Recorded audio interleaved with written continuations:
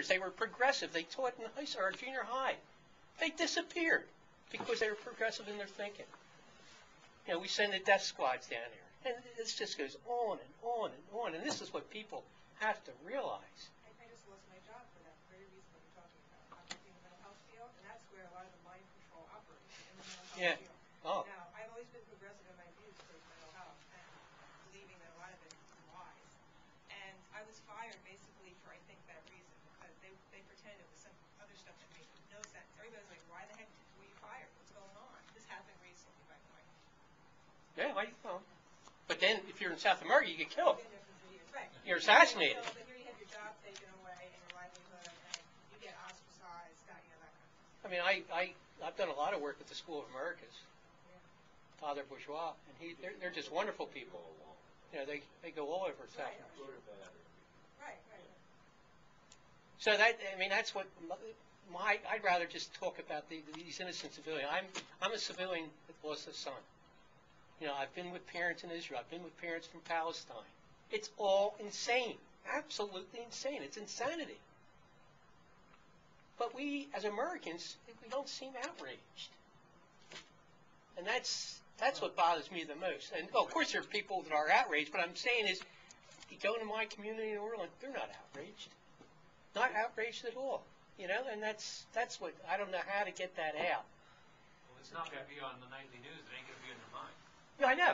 Well, yeah, that's why I wanted to start out with the news. That's our problem. We're not getting it on the nightly news, and that's. Most people right now are watching Bush's farewell speech rather than coming here.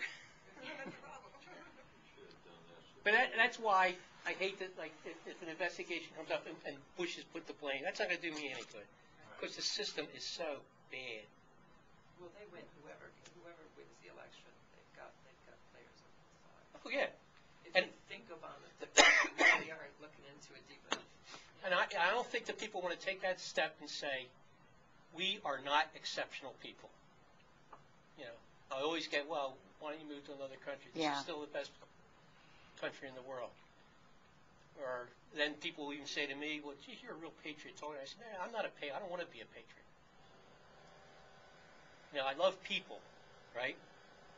But I personally, and I think it's very difficult to say, but if we look at our history, we can honestly say that this is evil. We are part of evil. And that's why Germany was so important to me. Why do people do that? You know, the Germans, that book I was talking about, you know, suddenly they're just, you know, they're National Socialists. They hear things about the Nazis and all that, and they're asked, well, why? And again, they'll say, well, can you really prove to me that these things are happening to the Jews? Well, yeah, you lost everybody in your town just left. Well, they're putting them somewhere, you know, relocating them. Yeah. But, I mean, these are 10 Germans that went through the whole thing, became, you know, part of this and let it happen. And that's what the guy wanted. And that's what you know, it's almost like in America. It's just like the fact that people aren't screaming and yelling in the high schools. They should be telling the kids, we torture people. That's the most barbaric thing in life, torture. Every high school kid should know that, but are they learning that? I don't know. I doubt it. I get anything that's not American, they're maniacs and they deserve to get. I hear this all the time. They're maniacs. I hear about the Arabs. They're maniacs, or they're somehow smaller than us, so it's all right for them to get tortured or. Oh yeah. I hear that all the time. So you know, that's my only job in life. And the people who say something like that are the least likely to have actually met someone called. They hide in their little clique. Last I heard in the Constitution, we have a duty and a right to question the government. Yeah. But I guess the Constitution's out the window now anyway, so. Yeah. Well, my son had it in his bedroom. Still have it up. You know, power is knowledge. And you know, and there are a lot of people looking for it, but you know, it's just. So it makes me feel, I feel I'm powerful because I keep doing this. I'm a much better person. Some parents, loved ones of someone who was murdered may look for 20, 30 years for the culprit and get resolution. It's taken a long time. It has occurred in this country. It has occurred. Yeah. And to get to the truth, you know, and then we have a young mother who claims that her children were abducted and killed, and a week later in the media, we discover that she had, driven the car into the river. Susan Smith. And so,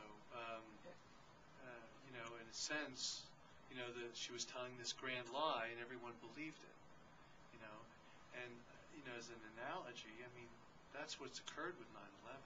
We were told a really big lie and everyone bought it. And it did come around with Susan Smith. I was just one person, but there is, I have some, you gotta have some faith, that. So you say. Some things come quickly and some things come, slowly. Oh, yeah, I have a problem. I want it done today. And, I know that, Bob. You want it done Take- 7 years ago. Yeah, right. Sure, You I have don't to take blame baby you. steps and, but Because you actually know who the murderer is in a sense, yet you can't get other people to find agreement, within the legal system. Oh, yeah.